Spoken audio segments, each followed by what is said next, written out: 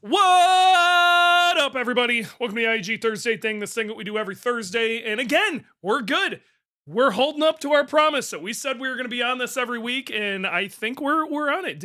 Have we missed one this season yet? This year? I don't Uh, think so. I don't think so. we technically during the bug eye trip, that's We did. really about it. And that went. Yeah. We tried Okay. to run it, and it didn't happen. We That was did our try. only one. We Okay, did so we're try. close. We're doing good. We're doing good. Duty Okay. calls. But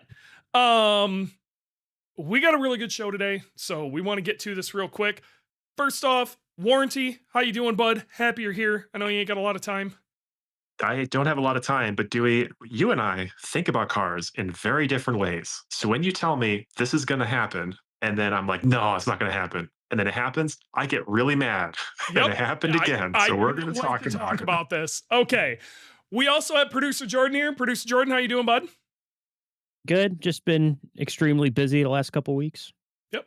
Dude, big time. And Extremely. like you and I have Big time. been talking nonstop, and then we stopped talking almost totally. You actually had me worried. I was like, is he depressed? Should I go give him a hug? What's going on? No, not depressed. I ended up getting so busy. By the time I'm done with my day, I literally crash. I started a Sure. new project. I got hired on to do the cybersecurity slash anti-cheat for a video game. Which is sick. And we're all hyped for you. All right. And then Randy, thank you last minute through the thumbnail together for us.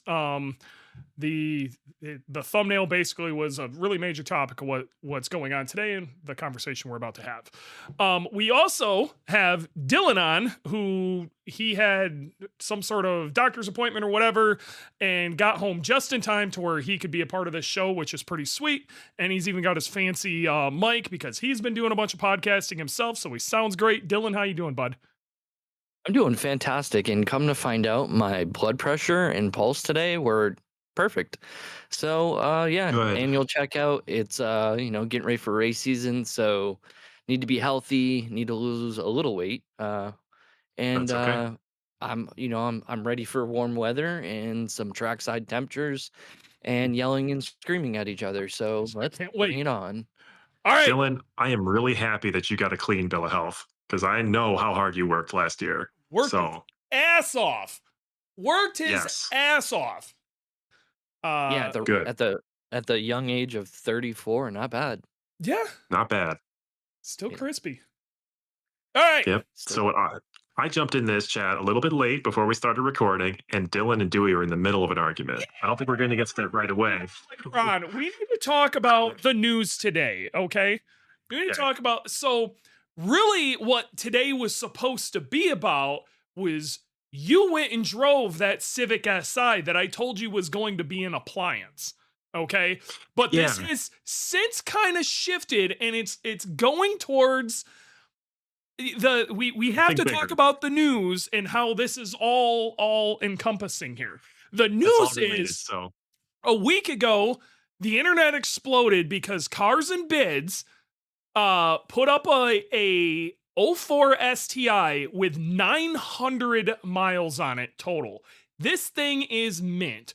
World Rally Blue, gold wheels, like still no radio. no stereo. It was it even had the airbag tag that they put in the OEM cars that's hanging out of the glove compartment. I mean, it was Yep. new. This is as Mint. new as it could get. This is as it came off the lot, mint. Okay?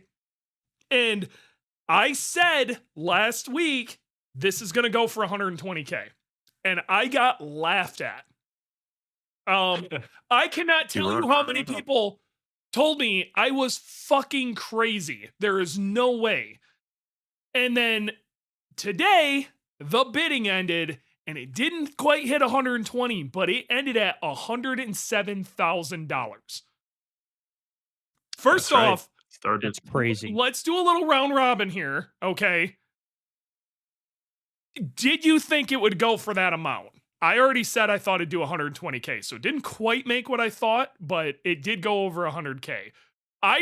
Warranty, what was your take on it? Did you think it was going to crack 100K? 100K flat and not a dollar more. So I'm glad it made that 100K mark. 6 figures looks so good, boy.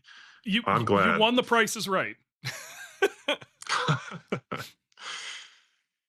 Dylan, what about you? Yep. I really thought it was gonna go well. All right, sorry. Let me restate this. I was really hoping it went for like 40K, knowing that it wasn't going to, so I can be like, yeah, your engine, you're blown up, blah blah, isn't worth that much. Look at this 900-mile blah blah. So now it just inflated blah blahs. I So like this pick. This is a well researched pick. So Dylan went $1. yeah, basically. Anchored the market. Yeah, so I will say I am also not super surprised that it didn't go for. I'm surprised it didn't go for more. Completely honest. Honest. Like, it's. I mean, you can't buy a '05 blah by with 900 miles. No. It's not. I mean, No. obviously you can, but like, I mean, it's. I'm surprised that thing showed up out of somewhere, and that thing is a time capsule, and I wish I could go back to '05 and buy one. And what I'm hoping is that car doesn't just sit in someone else's showroom for another 15, 20 years, but I have a feeling it's gonna. So I want to get Jordan's take, and then I'm gonna say my piece on exactly what you just said there. Jordan, did you think it was gonna go for more or less? Where were you at on it? I had a suspicion that it would, but I was really hoping it wouldn't, kind of like Dylan was. It would stay in the like 30 to 40K range, just to be like, hey, they're still going to be cheaper for a little bit longer, but it didn't happen. It definitely broke 100K. And I have a feeling that it will sit in a fucking garage and just be a showpiece. I the second this went up, I actually got blown up by like 5 or 6 people going, dude, this has got to piss you off that somebody wouldn't touch this car and use it. And I've been somebody who said that repeatedly. I believe that not driving your car to keep miles off of it to keep its value is like not having sex with your girlfriend. So the next guy is the same thing. It's like not banging your wife or something. Yeah. So the next guy's got a cleaner. Like someone's got to do it though. But with that stated, like this car is perfect. Okay. This isn't just somebody keeping it clean and then taking it to Cars and Coffee. This car was not driven whatsoever. The only amount of it was driven to where? Florida, from wherever they bought it from, and that's it. North Carolina. Or North Carolina, and it was registered. Doug Tamero has a video on it. Yeah. Y'all should watch the video, but the short answer is it was bought by a guy through an LLC, and it was clearly specifically so he could hold on to it for forever and then flip it. This guy knew that this was going to be a special vehicle and shoved it in a well-kept garage and just took care of it. Now,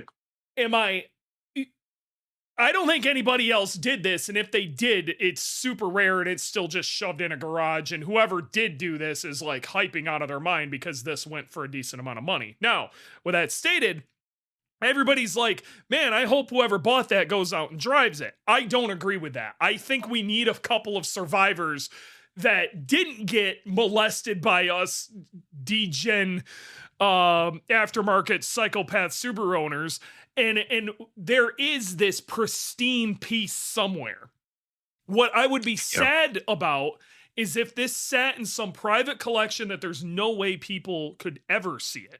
I hope this actually sits in like, I hope it sits in somebody's like 90s and 2000s Japanese, like handpicked, these are the best ones. You know what I mean? And like that collection maybe gets opened up every once in a while for people to check it out. But this is a pristine thing. You need these so like you could have a company like Polyphony Digital for Gran Turismo, or they can come through and they can scan this car. It is new. It is perfect. And you can get absolutely exactly what this is supposed to be. And it's actually really cool that Doug drove it, because I'm surprised that person let him put any miles on it. But this was one of the things that kicked off the conversation that we were going to have today until it sold for 107K. I didn't realize it ended today. So it made it interesting. Listen, I'd be willing to offer that guy 20 grand right now. 20K today, dude. There's lots of, just so everybody's aware, there's lots of low-ish mile clean examples out there for significantly cheaper. Like this is a complete oddity. There's a bunch of haters out there that are all pissed off that are like, oh my God, like, how would anybody ever pay for this? Yada, yada, yada. That's crazy. That's actually one of the things that I think hurt it. I think it would have done better, but the people like me, who would be the people who would drive the price of something like that through the roof, that is going to be an extraordinarily hard car to finance. And our generation does not have that sort of cash. It just doesn't exist. And that was going to have to be a cash transaction. Oh, yeah. Imagine going to your company, be like, yeah, I need to insure this 25-plus-year-old car. Yeah, that originally sold for 32 grand. I So bet How you that much car's you going buy to it be for, worth. 100 grand? I bet you that car's going to be worth another additional 120 to 150 grand in 10 to 15 more years. Easy. If Yeah, they don't easy, drive yeah. it. Yeah.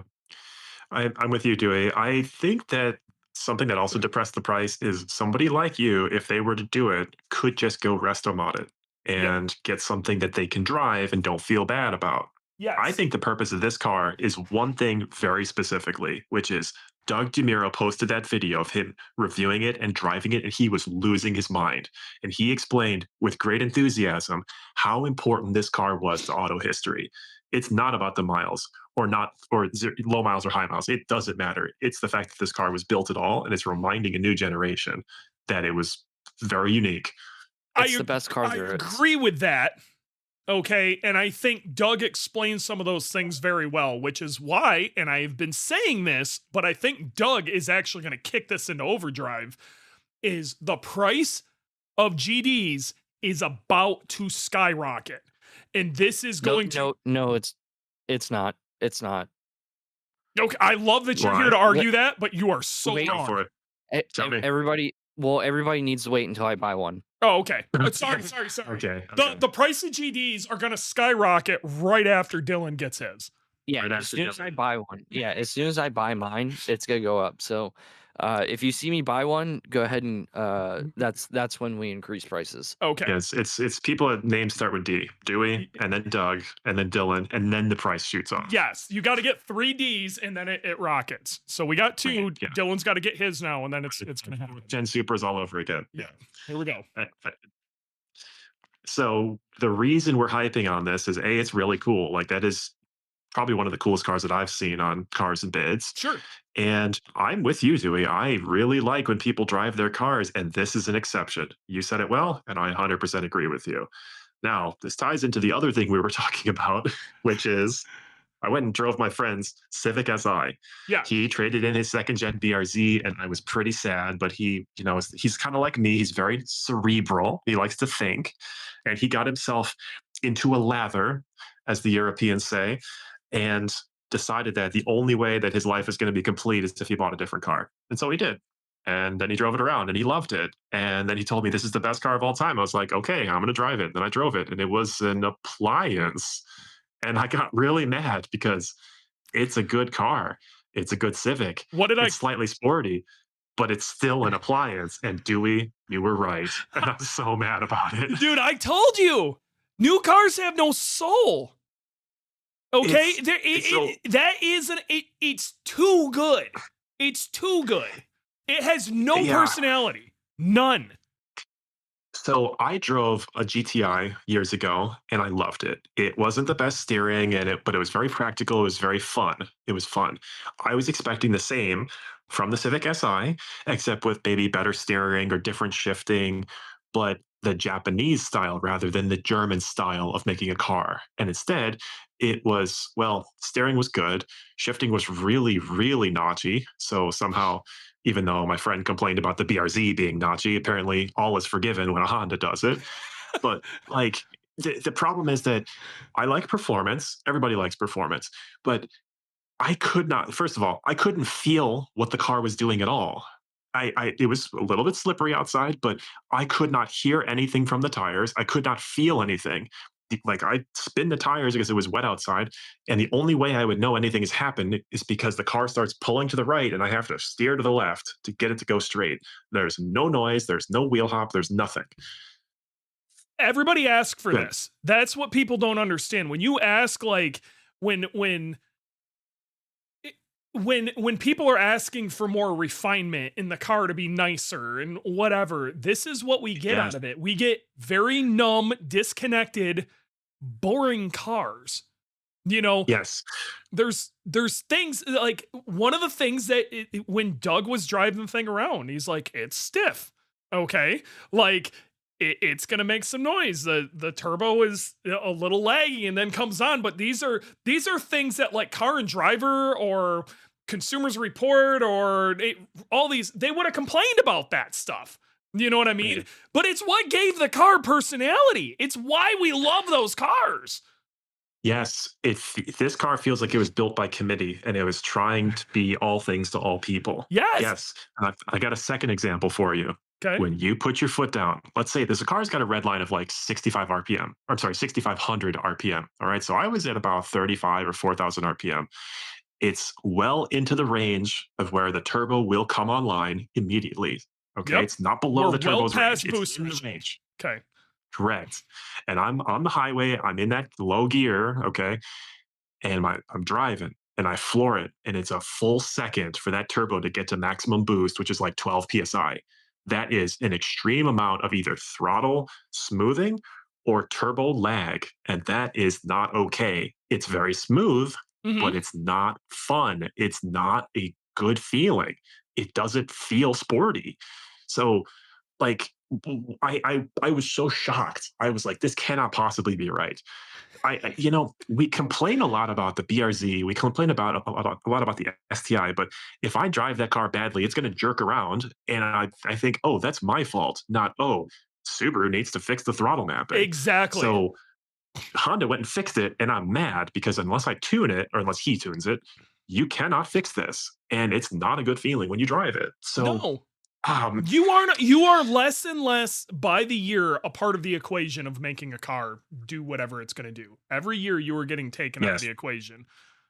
Well, And I also have something to say on kind of quasi on this topic. Is sure. I think the car enthusiast in general, as the younger generations coming into things, we're starting to be those old folks that are like, I want the car to feel like a car, and bring us back to the characteristics that we knew in our generation of being like maybe not peak enthusiasts, but young enthusiasts. And I also don't think that the current up and coming enthusiasts are looking for the same responses out of vehicles.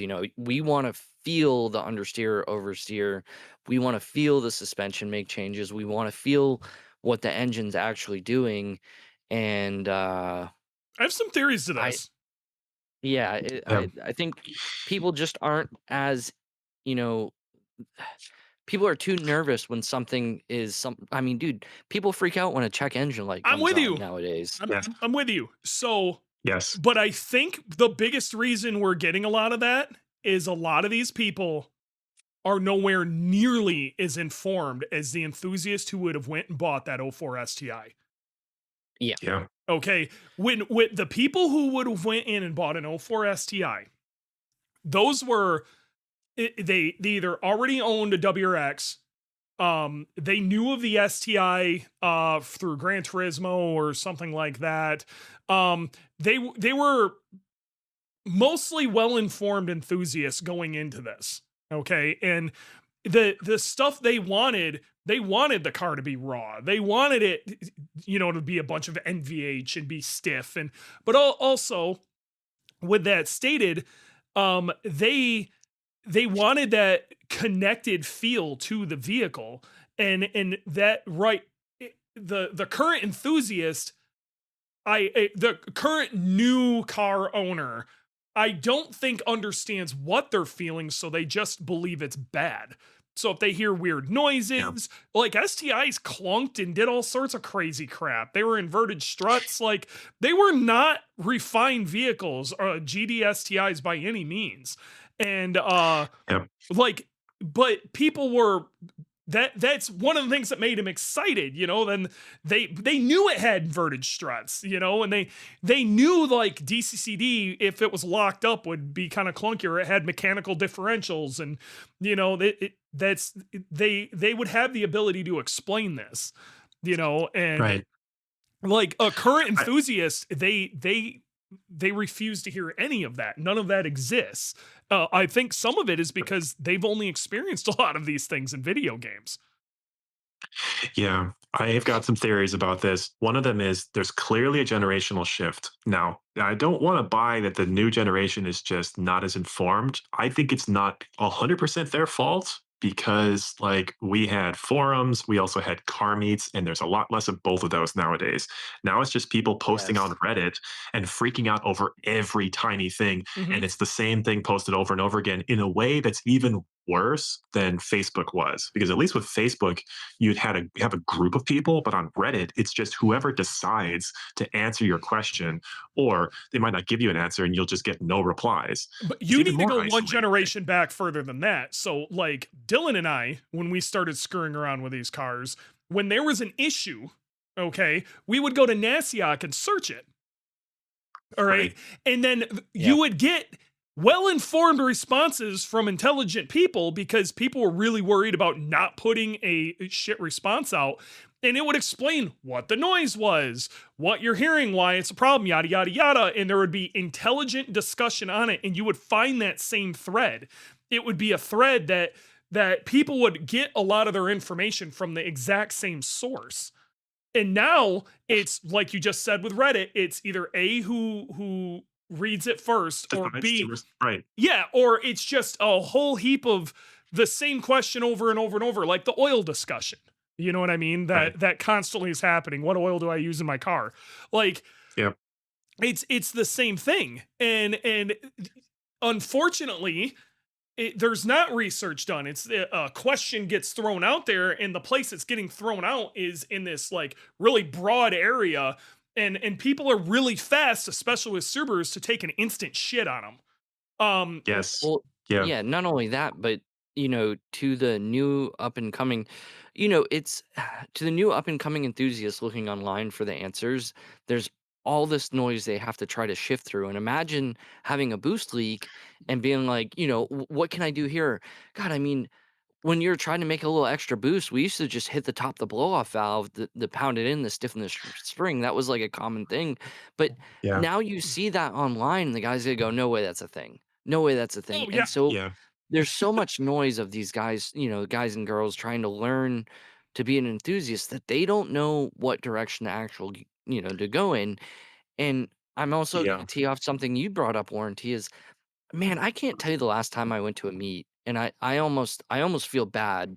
Like I think I'm gonna go to a car meet as soon as I can because yes. Good. because it's been a I'm long guilty time. too. Yeah, it's been a long time, and the last time I did go to one, it was a bunch of kids hanging out in a parking lot, which is what we did, and Yep. it's you get to teach these kids stuff that you're not going to find online, and I don't really have the time to deal with, if half the time I don't answer a question on Facebook or like in some of these forums, because then I know someone's going to argue with me for 45 million days about it, and Yes. I don't really have the time for that, man. That's And exactly right. It's not how it used to be where Dewey and I have talked about this, like reputation is important. Nowadays, I'm going to actually shift my answer just a little bit. It's not that the younger generation is younger. It is not their fault that they are in the environment that they're in right now. We're all living through it. Okay. This TikTok level of maximum internet into your eyeballs every day has overwhelmed people in a Hmm. way that forums didn't do, even Reddit didn't do until it got super popular recently. Forums, certainly, or Facebook certainly didn't do it. We've just kept turning up the volume on so much information. So, like hammering your boost gate. Okay, back in the day, it was just, oh, somebody did it. I'm going to try it, and it'll probably be fine. And you might have one comment saying, "Will this void my warranty, or will this, cause any problems?" Nowadays, you're going to have 100 of those comments, and you have to read through 100 comments saying, "Do it, don't do it, do it, don't do it," and Well, it's that, just and even if fatiguing. you answer it, 5 minutes later, your response is gone and the same question It's is back gone. up. It's So like gone. It's yes. nobody, We're just it's like you have to teach you, if you say something really eloquent and thought out, and you help this one person, okay? The problem is it doesn't stay. Okay, so multiple people can't learn from that. One person got taught, not thousands. That is the Yes. problem. So, like, again, So- the internet, it used to be that if you post something on the internet, it's there forever. Now it feels like if you That's post right. something on the internet, it's gone in 5 minutes. So Totally. I want to say something about that. So all these, groups, even TikTok, Facebook, they all have this handy dandy function where you can search just like a forums do, but no one uses it anymore because the moment they have to put effort in nowadays, It's gone. it's not longer immediate information. They want something immediately. That search is also filtered pretty hardcore. Okay. It's the volume Yeah. too. And right. So the moment another thing gets posted about it, it gets lost. And then when you search for it anyways, and there's another 20, 30, 40, 100 posts about it, it just gets buried. There is one format that is getting ignored here that is actually still doing God's work, and that is YouTube. Because YouTube, Yes. a lot of people go to YouTube specifically to search for tutorials on things. Okay. yes. And so there is stuff that us elder folks should be doing more of. YouTube is one of them. Okay. We just should be doing basic tutorial crap on YouTube. Two, us older people, when we stopped going to meets, they started falling apart. That is on us as much as it is Yeah. on. We aren't going to meets. I went to a Cars and Coffee this past weekend. Dude, it was amazing. I roll up in this Bug-Eye. There were 3 Subaru. There were probably like 30 cars there. 3 of them were Subarus. And down here, that's insane. Okay. Wow. And it was awesome because all 3 of them knew who I was. Like they're like, what the hell are you doing here? And yeah, they lost their mind on this Bug-Eye. But talking to those guys, like, it was, dude, I spent 2 hours just shooting the shit on Subarus, blowing this new kid's mind. He was just, yeah, he had no idea what was going on. I think he was 19 years old. He had an 04 STI that was pretty clapped out, but we all had clapped out cars when we were 19. He's got a WRX, 19 years That's old. right. He's doing okay. That's pretty sick. Yeah, so- you'll be all right. No, so like I'm hoping I made an impact on him, you know what I mean? And like when I went to meets way back in the day, there were older people that I looked up to and they gave me some decent information, but like I think we need to be better than that. Like if we step up our game as this older generation, start going to these car meets, these random like bro dudes hanging out at a Wendy's, like try to go say hi, get involved. And we have to be the shining light here. Okay, we can Also- do this as a community. I'm gonna put this out there too: is you don't need the fastest or the coolest or the most No. expensive car out there. I mean, Yes. like you really don't. You just get what you like. Go get an older car. Like Oh, we're gonna talk about I that. will say something that I learned was don't daily drive your race car and go buy a cheap older Yes. car. Go buy $1,000 E46. Go buy something, Go buy an old Bug-Eye. This go buy brings an me old to my Bug-Eye. next point. So my favorite comment that I saw this week, I'll even attribute it to who said it. Tim Herr out of Iowa. Mhm. Life was better when 350 was a lot. Dollars and horsepower. Yep, Yep. it just More was. of that, please. Now, this goes back to you saying the internet has turned the volume up on everything. Unfortunately, Instagram, Facebook, YouTube, all of these, they make you believe the only way you can have a good time in a car is if it makes 4 digits. Like 1,000 horsepower. if it doesn't make Yeah. 1,000 horsepower, it ain't even worth going to a Cars and Coffee. That is so far from the freaking truth. And it honestly, it's one of the reasons people have absolutely lost the whole subject. They just do not, they're so far off the beaten path of what good even is anymore. Doug hops in a bone stock 04 STI. Okay, the stockest 04 STI, and I was really pleasantly surprised. Doug did a very good job of explaining DCCD. I don't know if you heard that, but I made sure I put Yes, he something in the did. comments. He's the only person on the internet who explained it correctly. Doug, you get brownie points if you ever listen to this, which I know you won't because why would you listen to a Subaru podcast? But I think you're great. But two, he was like, this thing's pretty quick. It is Yeah. quick. Like, that's not a slow car. Like, a slow car, a modern slow car, go drive a cross track. That's a slow car. Okay. Right. An 04 STI is not a slow car. And in any way, and a modern WRX, again, is not a slow car. That is clearing a lot of ground extraordinarily fast. It just doesn't do it with anywhere as much personality as the STI does.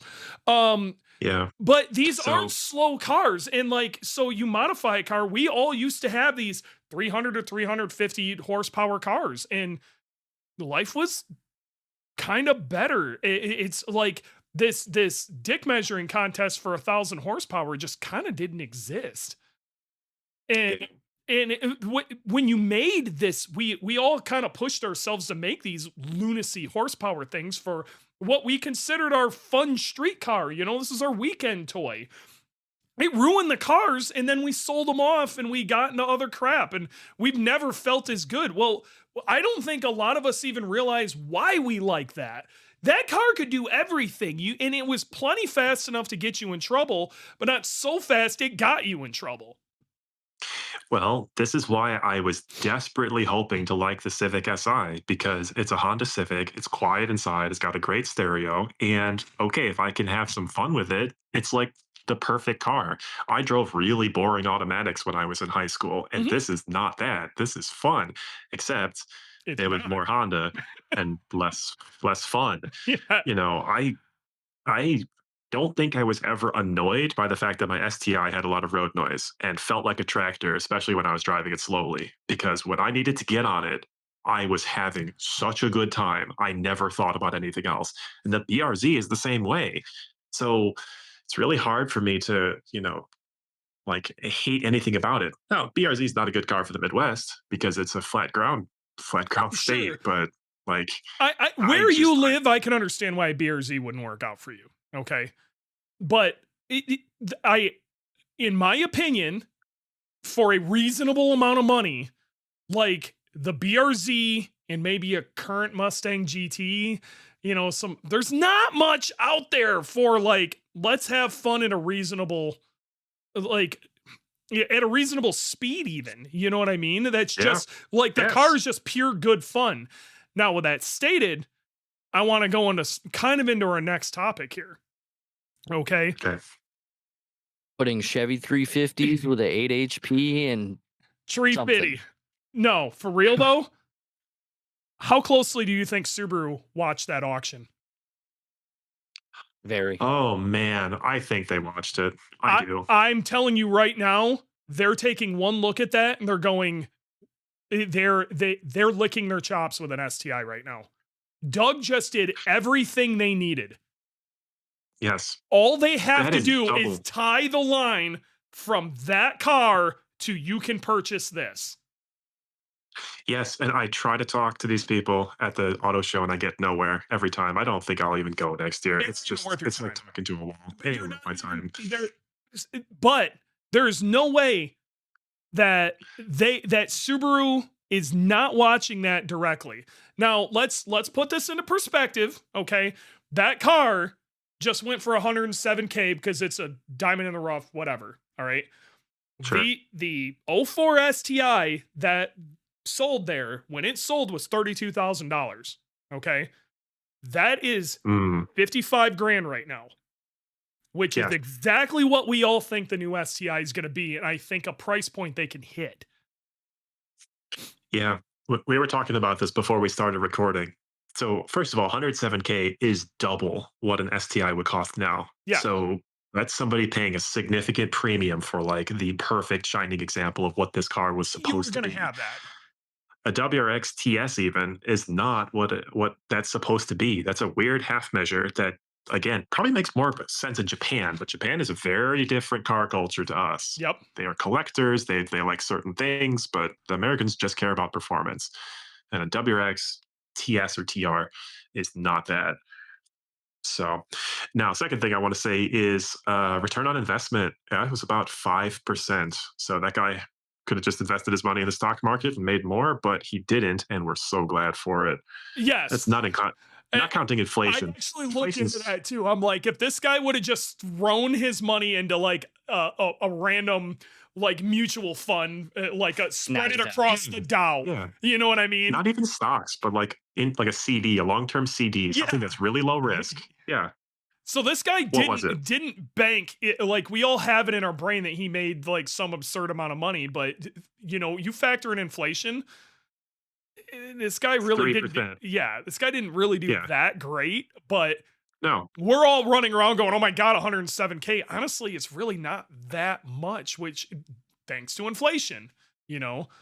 It's insane. We all want to think that $32,000 is the same thing as it was in '03. It's No. not. And credit to Subaru because $32,000 in 2004. I bought my STI in 2015, the year 2015, for $35,000 after tax, title, docs. It was $38,000 is what went on the loan. Yep. Like that Rich. is a screaming deal. It's a screaming deal. They made it cheaper every year by not raising the price with inflation. People don't get that. So no, that's why they sold so many of those cars in 2015 because they got that price as low as possible. They did it. So credit to Subaru. And they didn't really sacrifice that much in the way of performance. I loved my STI. Dewey loved my STI. Your STI was It really had good. that feeling. Yep. Yes. It wasn't an So 04, but it was no, a very nice car for what you got. Okay. that's right. It was That's it was right. Yeah, it was a no regret. significantly nicer car than a GD STI. Like it was a nicer car. It wasn't as raw, in my opinion, maybe wasn't as fun, Yeah. but it was honestly all around a better car. I tell you what, I want to drive a much older Civic Si and see if it lives up to what my Oh my! imagination I is. want you to drive like a Oh, dude. 2000 SI or like a 99 SI Nope. with a Yeah. V16. You Yeah. need to drive a 1992 Civic Coupe that makes like Okay. 400 to 500 horsepower on a really laggy turbo. with like, I know a guy. All right, you need to drive one of those. The car weighs nothing. You need to do that. I mean, hell, after my first deployment, I had a buddy.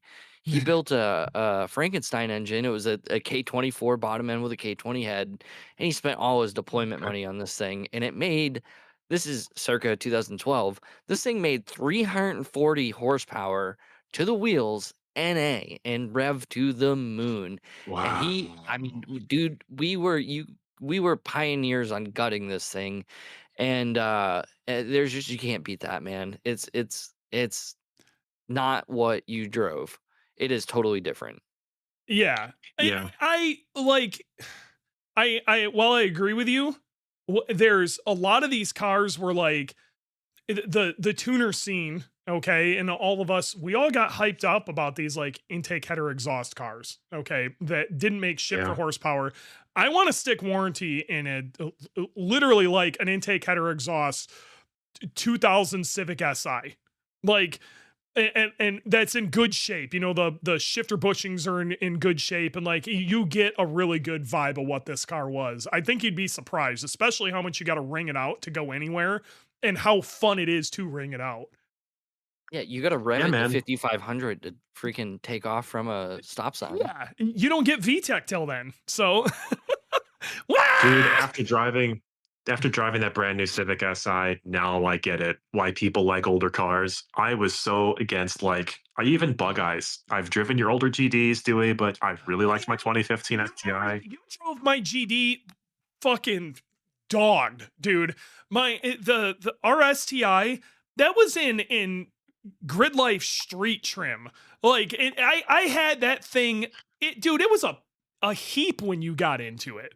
So I liked it. It was a purpose built weapon, but I've driven the Rusty Raccoon that was on the Discovery Channel show, and you had a black STI before you traded it for the BRZ. That was like a stage 2 car on coilovers, and that was so much fun. yeah, that was a But great car. I'm just saying that I was expecting it to be like I was expecting the Civic Si to be like my 2015 STI was, which No. is you have a direct link to those crazy raw cars of yesteryear, and it wasn't. You need to understand that almost nothing changed from 1992 to 2021 with an STI. Okay, Yeah. I'm telling you, like body change. Oh wait, they did different rear suspension, yada yada yada. But it was still the same engine, the same trans for most of it. You know, Yes. direct linkage, hydraulic steering. Like they didn't change much. Okay, the cars got nicer, a little more refined, nicer parts. AVCS get a little more mid range, yada yada yada. But the Right. core guts of that did not change. That Honda you drove has absolutely no shared lineage, none, to an old Yeah. Civic Si. That's exactly right. I feel like it was designed by committee. So you we didn't talk about this on the podcast, I think, but I got hyped up about an Integra A spec, not the Type S, but the A spec even. And even worse. And I got hyped about the Prelude. We talked a lot about the Prelude. Like, this is 3 for 3. Honda's not hitting the way I need. Man, Now, I'm gonna stick with what I Subarus. would love to see is they had that small thing. What the fuck was that? It looked like the CRZ. Okay, if Honda Yeah. wanted to get somebody like you and I excited again, we're wandering, okay, but if what I'm saying, if you wanted to kind of make it feel like it had some sort of lineage connection, they would stick a K20 in a CRZ and sell it as the CRX. And that's all it is.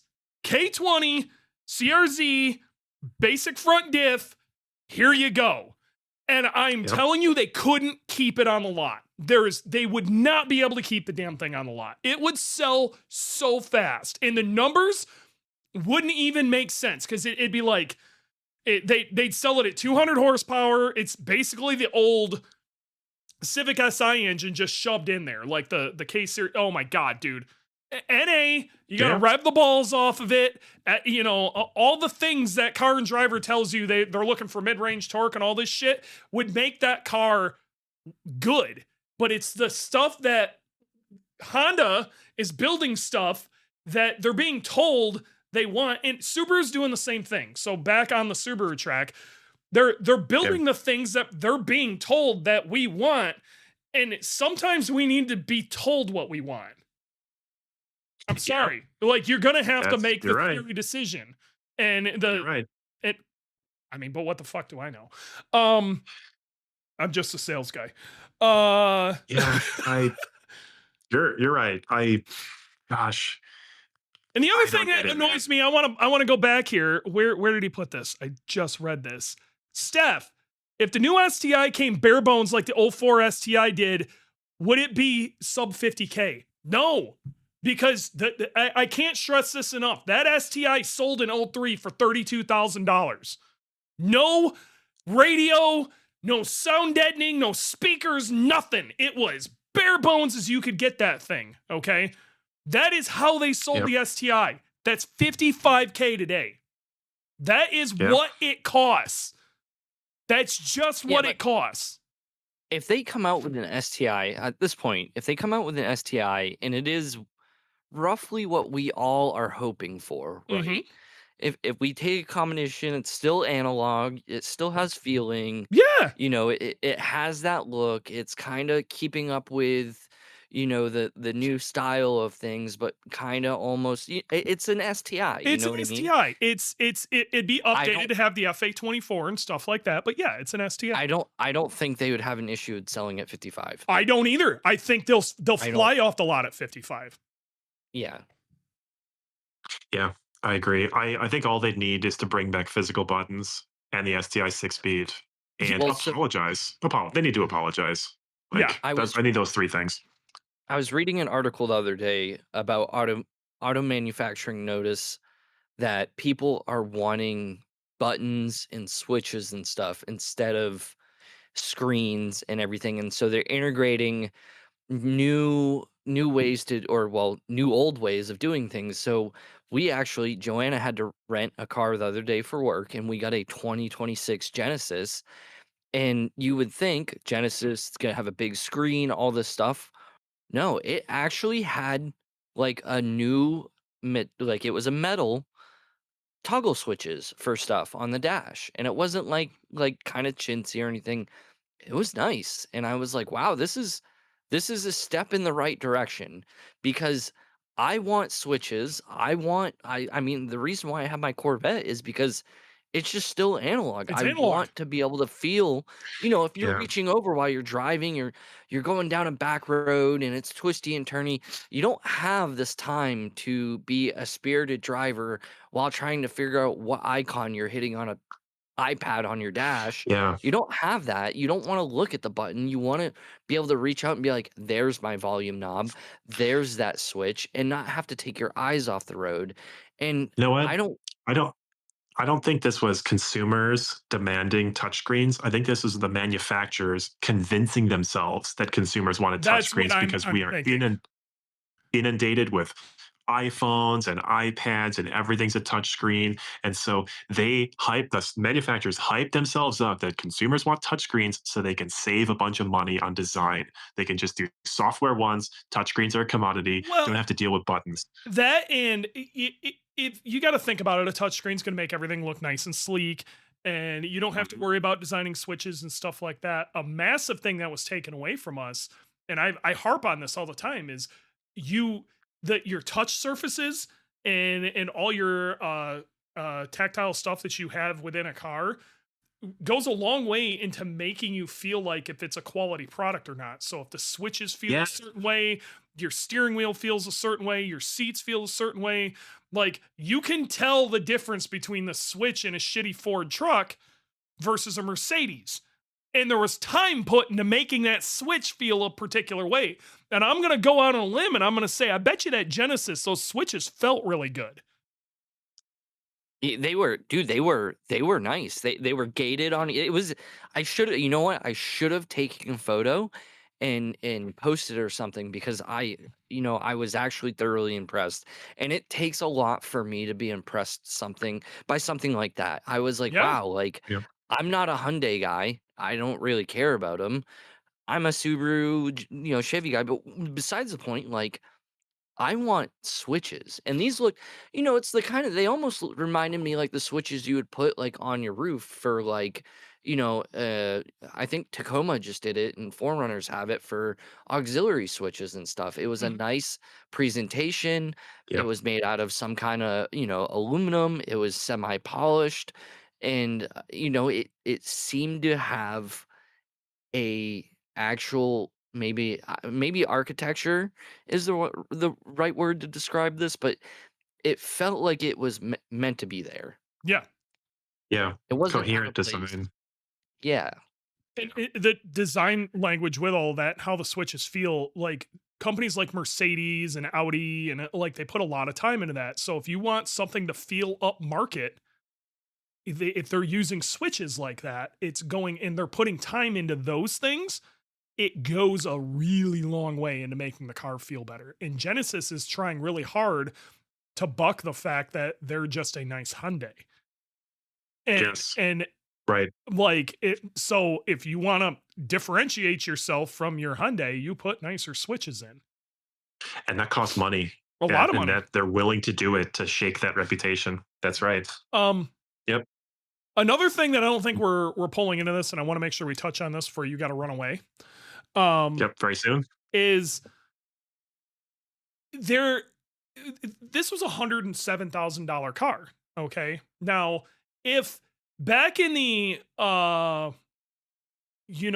let's say late 90s early 2000s, when our boomer ass parents started driving the prices of 60s and 70s muscle cars up through the roof, nobody would have blinked an eye at somebody buying a Chevelle SS with 900 miles on it, factory fresh, okay, for $100,000. And if you adjust for inflation and what that would be like 50 grand. Okay. Right. So nobody would have blinked an eye at that. But all of a sudden, people are kind of up in arms about this. This is something I'm wondering. Some of us are getting older. I'm 43. All right. And I actually think it's amazing that I can go buy the car that I wanted in decent shape, and I paid less than 10 grand for the bug eye. You know what I mean? I think it's incredible. And like even our but there's some sort of like weird stigma of this is supposed to be a cheap car, but for some reason the boomers escape this. People need to understand the price of these are going to go up. And I wonder if there's going to be some sort of stigma attached to this where the boomers didn't seem to give a shit. They drove an entire industry of resto modding cars 25 years ago that took SEMA into something that was, a pretty big thing into something that was insane. Okay, that the whole aftermarket exploded, and a vast majority of it is still catered towards that type of car. I have a feeling more of us are going to start showing up into that, but we're not driving 60s and 70s muscle cars. Not that I don't think they're cool. It's just not cool for me. I don't want that. I want a fucking bug eye. I think it's a size problem. We are starting from a 2004 car, and according to Google, 2004 to 2007, Subaru sold about 30,000 of those cars. I can't tell if it's WRX and STI or just STI, probably How both. many? But that is a How many? 28,000, 28K Okay. across 3 years. Okay, now I want you to go back and find out how many Chevelles were sold in 1970. 1970. What does Google say? 1970 Chevelle V8, 595,000 units. Yep. This is why. Because they have critical mass and the Subaru people don't. It's a bunch of people yelling into a podcast with. No, you're with me. We're screaming at clouds here, but it's also not just Subarus. Okay. It is not just Subarus, but yeah, you ain't kidding. Like, I gotta be real. That's pretty wild. And then that doesn't even count like Novas, Camaros, and all the rest of the shit. Like they were not. Yeah, so there was a absolute metric fuck ton of those things moved. So there are probably, just by numbers, there are less enthusiasts. I had a conversation with my parents yesterday about this, of cars they thought were cool when they were in like going out of high school and in their early 20s. Like, what was a cool car? And we talked a bunch about it. And Chevelles and Camaros and stuff came up, and they actually said something about like only pricks drove Corvettes, and it was interesting. I believe that. Just to hear their thoughts on this, like those were the rich kids that drove the Corvettes, and like nobody really liked those guys, and like but that was its time frame, okay? Sure, yeah, and so. And this was also Michigan. Okay. So like there was no Japanese cars being driven in that area at that time. No, gosh. So, but I think maybe that reached more people at that time frame. Okay. And I don't think we're ever going to hit a situation where like, a low miles numbers matching, like a CUDA would go for $500,000. You know what I mean? Like we're not going to see an STI do that. I don't see that. I do see that STI maybe doubling in price in the next 10 years or so, but I don't think it's ever going to go much higher than that. Yeah, I agree. And it's a lack of critical mass that there's just not enough of those sitting in a barn for it to command that kind of price. But now you have not just us, but Honda guys, Nissan guys, and it's not just our market. Okay, that's the other thing we need to also remember. That was what was sold in the United States, not sold worldwide either. And there are enthusiasts all over this planet who are trying to, pick these cars up, put them together. We as much as we're trying desperately within our government right now to make this not a global economy, we are in a global economy. That's right. So I have a feeling SEMA is going to start looking different in the next 10 years even. I think we're going to start seeing a lot of the stuff that existed for restorations for these 60s cars. I'm wondering if some of these companies are going to start looking at restorations for 90s and early 2000s cars. I don't know, man. If maybe for Hondas, maybe for Toyotas, where they sell 100,000 cars a year, but Subaru, I You, think we're gonna get what we're gonna get.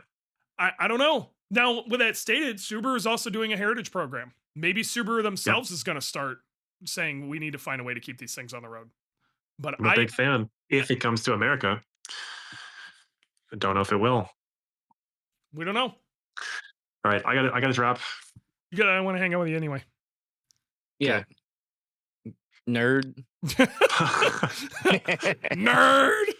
All right, Stick man. on Subarus, kids. Yep. All right, see you We'll see guys. you Anyway, so Corvettes. No, I'm later. kidding. Yeah. So I we need to go back to our conversation about you getting a car. We're looking for a chassis. yeah, I really want before people try to think that their prices are gonna go up because they're not. Yeah. Not until I get one. Um,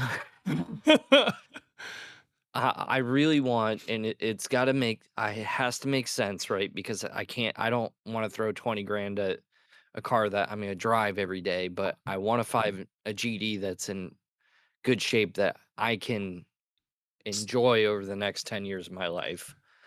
So I'm not looking we for were a not 900 recording. mile STI. We were not recording when we were having this conversation, but I want to get back to this conversation. But when we started this conversation, understand Dylan has a Outback XT with Thank God. a built engine. I did it right this time, and an You STI did. 6-speed. And he wants to take those guts out and stick them into a GD of some sort.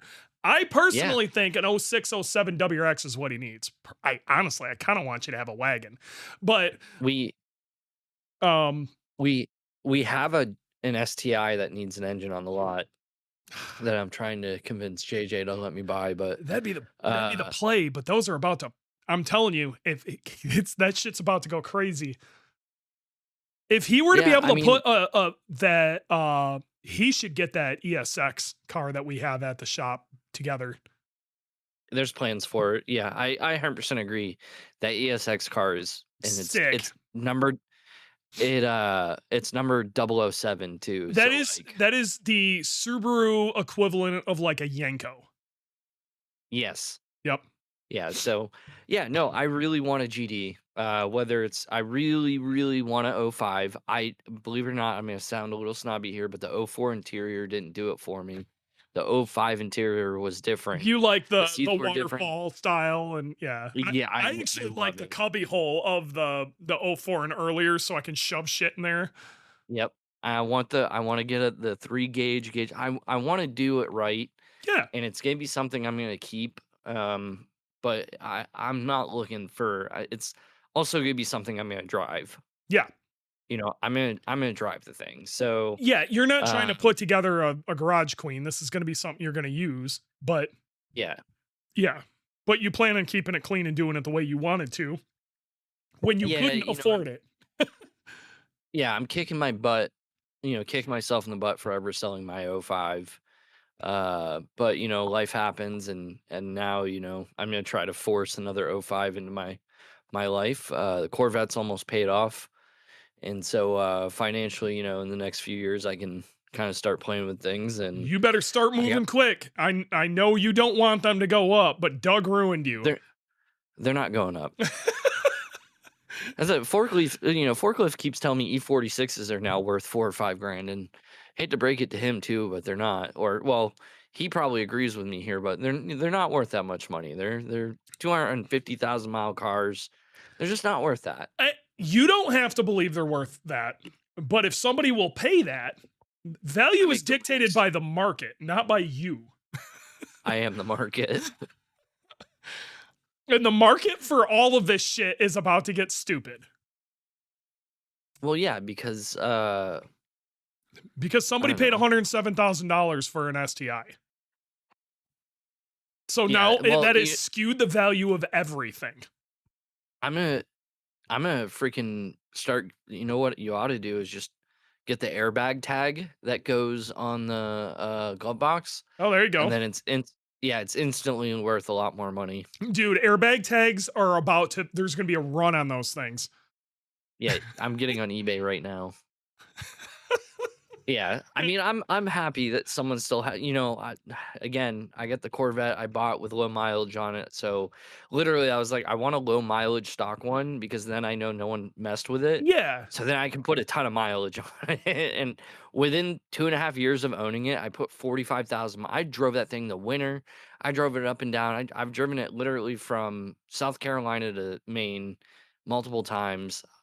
I like driving my cars, but uh, someone's got to keep a pristine GD. I mean, I wish I had 100K to spend on that car Me because too. I would put it in a garage and keep it there too because in my opinion that's the best looking Subaru. Yep. I That don't. was the That is the a piece of history there. Yeah, I mean it deserves to be sold for 100,000 even though Yep. it's probably only worth 40K, but you know. Well, it's worth at least 52. We figured that out. Adjusting for inflation, it's 55. It's worth 55. Yeah. That would have been breaking even. Right. And then you add the airbag sticker and there's another 50K. I mean, that's 100K. Here we are. Yeah. I mean, we just figured it out. The math is there. The math doesn't lie. Maths, Maths. So, oh man, what a crazy time we live in. So one of the I'm going to here soon do a I guess kind of a buyer's guide, but not really. Of it's going to be more of a hey, you're back. You had an STI or WRX back in the day, and you're back. This is what you're dealing with right now. Okay, so the most people who are going to come back in and try to get these cars are going to end up with a modded one. Okay, and there's a very good chance they're going to have modifications that are not green speed compliant, and so like the way they used to do things and the way you have to do things now are different. But there's lots of good news. What used to be 350 wheel horsepower was like kind of it for solid reliability back in the day. That's now 450 ish, maybe even 5. Like you can get that same level of reliability. Just kind of like what's changed since. And I kind of hope that turns into kind of a buyer's guide, modifications that you should worry about and some that you shouldn't.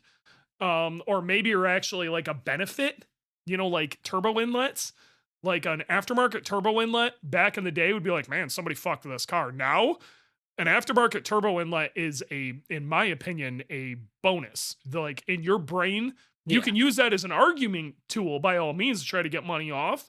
But in your brain, you should be going, whoever put this in here probably replaced a leaking inlet, and this is a better way to do it.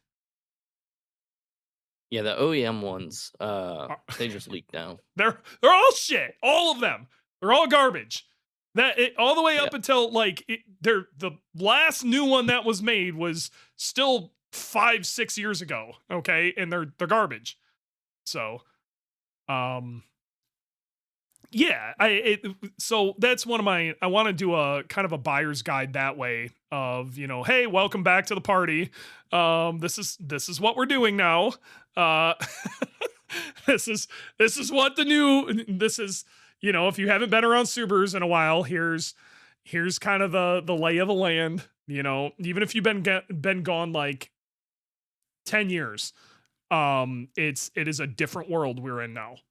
So, yeah, it also like it really hasn't changed that much in the sense of like modify like when you 10-15 years ago when you modify a car it was kind of how do I put this, you didn't really know what you're getting into and it was kind of scary, and that hasn't changed, but at the same time like I feel like there's a lot more if you can find the right support system, there's a lot more info out there. there And is. so that and technology has come so far. So Yeah. you think about suspension, coilovers alone, you know what I mean? Like coilovers in 2010, We're shit. like they were awful. And most of the time you were just getting them to try to get some ride height out of the car. Yes. Whether it was for looks or for functionality, but they were awful. And coilovers now are 10x, 20x better, and Yes. it goes for There's a lot of parts like a that. lot of cars, a A lot of lot of parts, a parts lot of like that. cars. Yeah, But and then you so have like some brands that used to be like, man, this is top tier, and now they're yeah. And then so like some brands moved around, things you should worry about, things you shouldn't. Um, but the reality of it is back in the day, the smart thing to do is you always try to buy a car that was either stock or really close to stock. And that isn't going to be an option for people anymore because of no, this car that just went through. A stock '07 STI is about to be $40,000 tomorrow, even if it's got 50K on it. I'm telling you. no, it's not. Okay.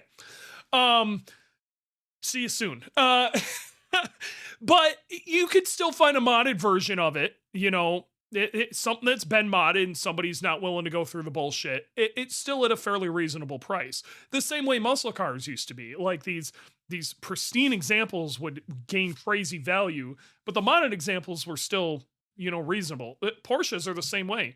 A clean, unmodified, you know, 90s 911 will go for 100K, but the second somebody put some suspension and wheels on it, that's now a $50,000 car. You're going to be able to basically cut the value in half of whatever a clean, pristine '07 STI was to one that maybe has a few small modifications to it. And to be honest, the small modifications might actually be better, especially if you're trying to look for something that's going to be a driver's car, something you are actually going to use. You're probably better off buying the modified one these days as Eh, compared to what it used to be.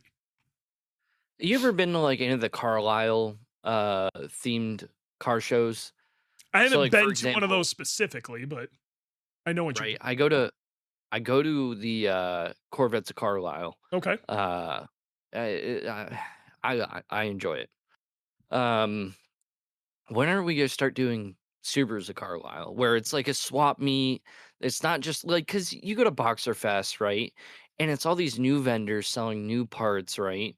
Like, I've questioned that same thing. Why are we not at a Subi events thing?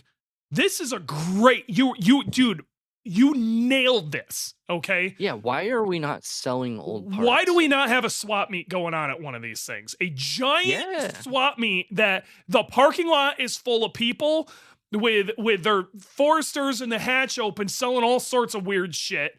JDM crap, whatever. They're like, where's our Subaru giant swap meet? Now, because we're all hoarders. AMS used to do this. Okay. It used to be called the DSM and then turned into DSM Evo swap meet, and it was nuts. Like, I wonder if IAG could do that. I wonder if we could throw a swap meet. dude, I think a swap meet party would be sweet. I think it'd be Um, sick. yeah, I mean, because realistically, right, you're looking for these weird. I mean, dude, who knows? Someone could be looking for a center console piece because they cut too much of it Trim. up trying to do something, and now they fit what they needed, and now they need that center console piece not all cut up again, and they could go buy one from someone at a swap meet for $10. Dude, I would drive. It's 13 hours from here to IAG. Okay. But if Yeah, I, and this is not if I worked for IAG, but if I heard IAG, like a company like IAG, even if it was a company near there, let's say like Mach 5, okay? Mach 5 is throwing a giant swap meet and it sounds like it's gonna be big. I would drive from here to Mach 5. I'd prefer it be IAG, but I would drive from here specifically to go digging through parts for trim for this, like the rear piece. Like, oh my god, dude. Like there's so much little dumb shit that I need right now that dude, that would slay. Like people bring I'll their be used damned. wheels out, stock cams, whatever. Fuck, I gotta be real. I bet you we could go out just as IAG. Some of our engine department guys would be like, we need like those. You know what I mean? Like random used shit. Like let's go buy a bunch of these used cams just because there's situations where we need some used cams. You know what I mean? Like shit like that. Not only that, I bet you we have a bunch of shit that may be of value to a bunch of other people too. All right, we want to hear from you. Um if IAG were to put together a swap meet, like like really kind of push this thing, would you guys bring your stuff out, or would you want to come out to purchase stuff? Like, is that something you Yeah. guys would be hyped about? We want to know. Like, I'm I mean, excited to hear it. it could be a whole thing where it's a cars and coffee. Yeah, no, Like, I'm doesn't not mean- going to speak for the company, but I can imagine that we would, we'd probably likely set up our show trailer and we would Yeah. host it. I mean, we've hosted meets before, and I think a swap meet, maybe a spring and fall swap meet, because then it brings a ton of people in, and it gets the Subaru community together. But we got to start supporting one another. You know what I I mean? agree. Like it's a community that is Subaru is kind of turned a blind eye to the STI, and maybe they're gonna bring another one back. But we all love these GCs, GDs. Even the Guys love GR. their Foresters. The Yeah, GR they is starting love to their get harder to find Foresters stuff for some for. reason. Yeah. Yeah, and so it's and then really it would bring the community together. But I think, dude, and I haven't even, this wasn't a thought until about 10 minutes ago, but you see these guys at I mean, again, go back to Corvettes at Carlisle. Half the guys there, I mean, they have bumpers from No, I know exactly what you're talking about. I've been to a 1964. few. Chicago used to have this when they threw it at fairgrounds. Okay, and people would come from all over the place to this fairground swap meet, and it was all dudes with old weird bumpers and headlights and weird trim and like all sorts of crazy shit. They'd bring all You'd their see crap stuff out. You'd see stuff you didn't even know existed. People would have just a good time walking around. Then you get guys like the guy I had on last week, Max Schrager. He'd bring out some of his random JDM wonders. Hell, he'd probably fill like a U-Haul trailer full of all sorts of crazy shit and come out and just, he's got 2 or 3 Pro Drive bumpers. You know what I mean? People would lose their shit. And even if he was, dude, God, what a great way to hang out and just talk parts and have a good time. Fuck, that would be so good. Dude, they do it every year with multiple different chassis, but I mean, it's so cool. It's a whole weekend where the manufacturers come out. There are companies that are installing parts there at the show, Sure. and selling parts. There are guys doing swap meet stuff, and at the end of it, they all do this thing where all these Corvettes drive through the town on the way out, and there's no tomfoolery, there's no nothing, and the old man is kind of coming out of me here, but it's a great thing because you go to Boxer Fest, in my opinion. When you walk around Boxer Fest, it's a great car show. Mhm. It's a great time. Subaru's there. It's like 3/4 the way to this, and I think Boxer Fest needs to The get problem bigger. is it's paid for by those vendors. And I Right. think the vendors would be worried it would steal some of their thunder. But I tell you what, people are coming there to buy. So I Yeah. don't know if you could do it within that like Subi events window, though I think it'd be a massive bonus to try to push that. Even if they did it like a flea market, there's like a flea market area and it made it really cheap for enthusiasts to maybe set up a table with a bunch of shit. I would be willing to pay for that. I got a bunch of random shit here. I'd be sick. So you'd go to a Subi Fest, Subi events thing, Boxer Fest, Wicked Big Meat, whatever. And there was a whole area that was like a flea market of people's used Subaru shit. I think it would be sick. But I truly believe we should set something up at IAG. I think it's a really good idea. I'm all down for this, but I'd be damned if I get rid of or sell off parts that I may not ever use again. Okay. I heard everything. I Yeah. might need that part again one day. We are It's all gonna sit there hoarders. and collect dust. Yep. Except that one time, that one thing that one weird shaped piece of wood Yep, that you didn't yep. throw away. You're like, I got the perfect thing, and it will justify your entire collection of shit. Yes, it would. It happens all the time. It happened to me a couple of weeks ago. I'm like, I know I have this somewhere laying around, dug through like buckets of screws. There it was.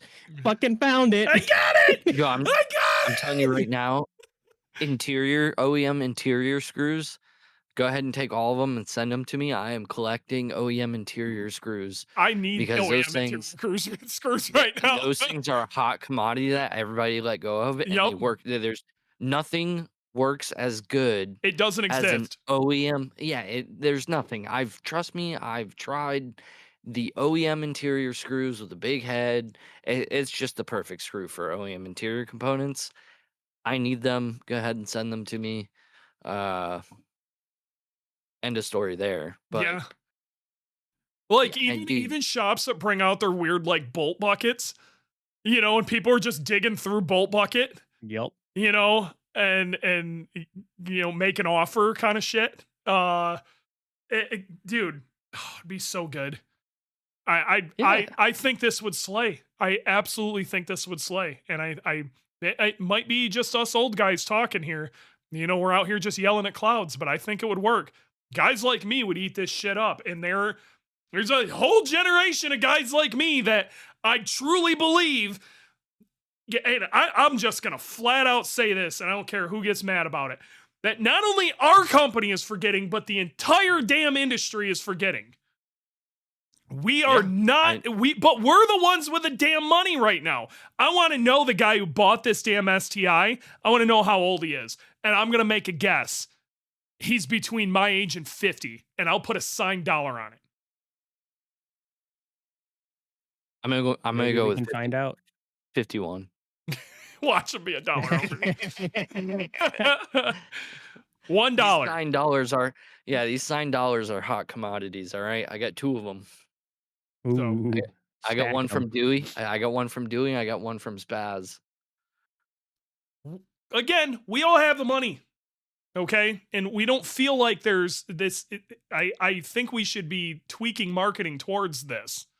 But what do I know? I mean, I'm just a sales guy. I think there is a market of, or at least the market for some of these cars are heading that direction where guys like us want to get their GDs and build them so they can enjoy them again because they bought them when they were 19, 20. It was a bad financial decision at the time, or life happened because you don't, We had I didn't own a kids, we had career stuff, we had shit happen. We went to the military, we did all sorts of shit. You know what I mean? Like a lot changed, and you couldn't keep that car. But I want Now I to throw can something out there. justify- You're one example, just like you're very similar to my example, but you also have the generation like Warranty who never got to experience that. Okay? correct. Now you have to they've look at always it. dreamed of it. Look at how many people that are in their 30s, okay, and they're talking about getting air-cooled Porsches. Yeah. They didn't grow up with that. That wasn't the Porsche in their brain. In their brain, they were thinking of like an early 2000s, 911 turbo. And then, but all these old heads were saying, air-cooled cars, air-cooled cars, air-cooled cars. They're the way to go. We're those old heads going GDs, GDs, GDs. They're going to start buying these cars and see why we love them. Okay, GCs, GDs, Oh, yeah. why we love them. And they're going to get into that too. But they're right now, we have it in our brain that when we're marketing to sport compact stuff, we're trying to only get into the latest and greatest. And I gotta be real, new cars are boring. We don't want them. And new people, they're selling like shit because they don't want them. But there's plenty of these old cars out there. Let's fucking mod them. Let's have a good time. That's where the community's at. Let's build it. Yeah, we need to make mods great again. Make mods great again. Damn it. Fuck. Ah! Hey, he's pissed. I'm pissed. Yeah, I agree. I think the next generation of people that have money that are, midlife crisis age and they want to build that car. I mean, I'm not gonna want a 1972 Chevelle. I think they're great. We want. It's cool. You think it's cool? I think it's want- cool. I want a 2005 STI. Yeah. You know what I mean? And I there's going to be guys who want Evos, and there's going to be guys who Yeah. want that generation of car. It's Also why like some of these JDM things that we couldn't get, but we were all hyped up about, and now we can get over in the States. The prices those are getting wild too. You used to be able to buy a like a 95 WRX KGC. You could get them on Japan Partner just before or right about the time they became legal. That was like a $7,000 to $8,000 car, maybe. That's 15 to 20 clean now here in the States. I remember my buddy went to Canada and got a R32 GTR For like like 15 circa grand, right? like 9. Yeah, they were crazy. And now that You know what I car mean? is 50 grand. Right. I mean the cost of those engines, you take the RB26 and the 2JZ because everybody bought them, used them, threw them away, etc. Right? Those engines, I mean, if you try to get a RB26 right now, that's not just apps. I mean, dude, it could be torn apart. You're spending 10 grand. Yeah, in pieces. No, I get it, dude. And I bought my RB25 on a pallet, the stuff in my S13 for like $2,500, not even. And that was transmission, ECU, engine, manifolds, like it was all of it. thankfully, there are a lot more Subarus. So on the Subaru side of this, I don't think we're ever going to run into quite that problem. There were a lot more Subarus than Yeah. there were, especially here in the States, even, Skylines or whatever, because they were already hot commodity. But the prices of those things are going through the roof because guys like you and I have the money to go buy them now. And we're like, fuck it, I want it. Sarah Pinwolf. Yeah, it was Eckstein. That's crazy. Yeah, I remember when he bought his GTR back in like what, probably 2013, maybe 2012, and he went and got it from Canada. And I think he paid $8,800 for it or $8,500 for it. It's crazy. Yeah, yeah, that's crazy. It's the world we're in. Yeah, and so, but I mean, dude, it's uh 240 SX, SX, a 240 SX, Yep. an S13 or an S14. 10 years ago, you could buy these cars with a swap for 5 to 6, hell, $7,500. My buddy did a clean resto. I mean, put this car in S14 on a body roller, took care of all the rust, put a 1J in it and everything. And I think he sold that car for like 12 grand. That car would be worth 30 something grand right now all day long. You ready to hear a funny story about a 240? I bought this car as a second car, and I had a 300ZX at the time, and my wife at the time, my practice wife, um, she wanted a car, and we wanted this like a second car to cruise around in. She wanted something fun to take around, and I found this 240. I bought it off a lot. So this was at a car lot. This thing was mint, purple, okay, 240SX hatch, manual, and I think it was a 90 because it still had the single overhead cam. Okay, 90. I paid $1,500 for this car. Okay, I think Sure. it had like 150K on it, so it had some miles, but it was in really good shape, ran perfectly. Now, the sunroof wasn't an automatic sunroof. Okay, so she had the sunroof out for whatever reason. I don't remember why, but she had the sunroof out and it was in the back. And she left it open one night, and a cat got inside and peed in the back. So it smelled like shit, and I was so mad at it. I sold it to my buddy for $800 in 2004. And it like that car would be worth a fucking mint now. It was pristine. Other than the pee. Yeah, I mean, I think all these cars that everybody wanted, I think I think you're not wrong. As much as I don't want to admit it, a lot of these cars are going to go up in value and they're going to become, less and less and less. Now, I don't think there's going to be a giant market of guys that specifically want to do this, but I think there is going to be a market. There's not going to be 200,000 people trying to restore a Blaubai, but I there don't are know going to about be people that 200,000 people, but what I will say is I bet you there's going to be 30 to 40,000 people who maybe are willing to do this, even a few thousand people. But the difference between those few thousand people and what happened back in the day versus now is they're going to be willing to pay to do it right, because Oh we yeah. have money now. So we don't, you don't have to make like what used to be a $20 part is now like a $70 or $80 part. Okay. And we're going to get very used to very quickly spending, you know, a couple $100 on trim that we probably would have grabbed out of a junk pile before. You know, this is we are going to be, the value of stuff to us is going to go up dramatically. Again, we have the money to do this and we're willing to because we want to do it correctly. Yeah. I want to be my goal has always been to build these resto, these clean Subarus Yep. for customers that want to do it the right most way. They want to spend the time and money to make sure they put the right hardware in and take care of all. They're not looking for a repair. They're looking for those undercarriage braces to get repowder coated Yes. and to match the way they want it. Um, They're looking for the odds and ends, Do you know who's to doing this? bring back those memories. You know who's doing this pretty much better than anybody in the country right now? Six I Star in know of Chicago. a guy. It's 6-Star in Chicago is killing it with these kind of builds. Have you ever seen Built by Slade?